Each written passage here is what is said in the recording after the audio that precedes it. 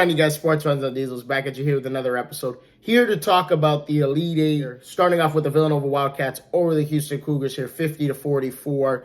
A very low-scoring, a very defensive-minded ball game here as both teams shot under 30%. Both teams were combined 6 of 41 from three-point range. Houston shot atrociously from three-point range, 1 of 20 from downtown. What else can you say? Kudos to Villanova for winning a slugfest of a ball game, but it comes at a price as they lose Justin Moore here. 15 points, 5 rebounds, 2 assists, ruptured an Achilles in the last minute of this ball game. Who is going to step up? Someone's got to step up for this Villanova Wildcats team. We know about Con Gillespie and what he brings to the table. Moving on to Duke over Arkansas here as they manhandled them at the end of that first half, and the rest was pretty much history as they went 78-69. Led by A.J. Griffin, 18 points. 4 out of the 5 starters for Duke were in double figures.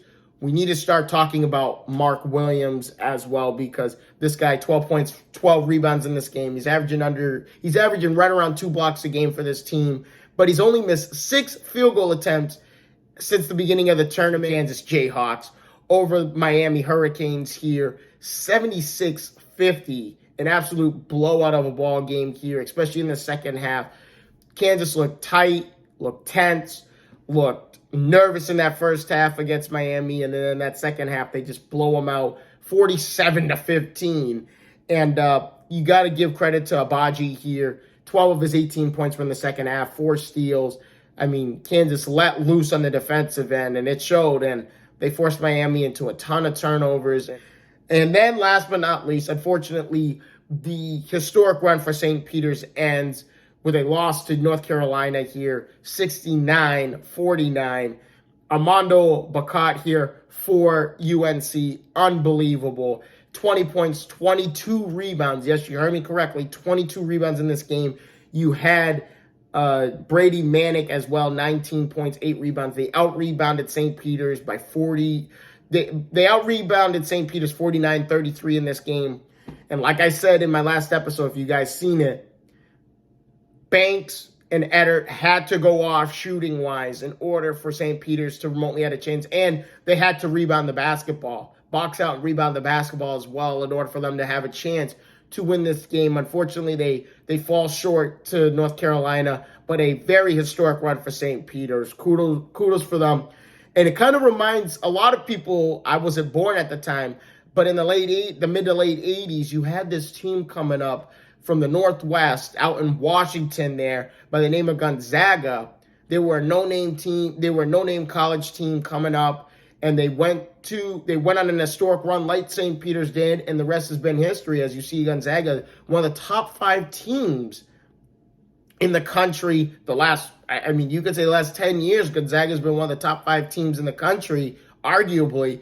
And to think can St. Peter's have a very similar thing happen to them? Absolutely, because not every 4- and 5-star recruit wants to go to Duke or Kentucky or any of these blue blood schools or any of these big D1 schools. They want to go to a smaller D1 school that has a better opportunity for them to play as they won't go up against tougher talent. With that being said, Final Four preview, there's nothing better than the Duke-North Carolina rivalry here, and this is the first time Duke and North Carolina will meet up in the NCAA tournament all time, which is kind of baffled me in a sense. I couldn't believe when I saw that. But first time Duke and North Carolina will meet up, especially in the Final Four here. People have Duke winning the national title right now just because, it's Coach K's last season. And what better way for him to finish off his coaching career than to win the national title, his 6th national championship. I have Duke winning it, yes, and I know everyone knows that I'm a Duke fan. Yes, I've been watching Duke since 2000, but that doesn't matter. I still pick Duke because I want to see the storybook ending. We all want to see the storybook ending. 78% of people want to watch the Duke-North Carolina game over the Villanova-Kansas Jayhawks. Best rivalry in college basketball, and you can't beat it. Obviously, we got Villanova-Kansas, like I said. Who's going to fill in for Justin Moore as he ruptures that Achilles against Houston? Someone's got to step up for Villanova here. But I have Duke and Kansas in the national title game, and Duke's going to win this. It just looks like Duke's going to win this national championship. But thank you guys so much for your time. If you guys have not already, please leave a like and subscribe to the channel if you have not done that. I thank all you guys who have just recently subscribed to the YouTube channel and who have liked my Facebook page. Thank you guys so much for the support. I will see all your faces in the next one. Deuces.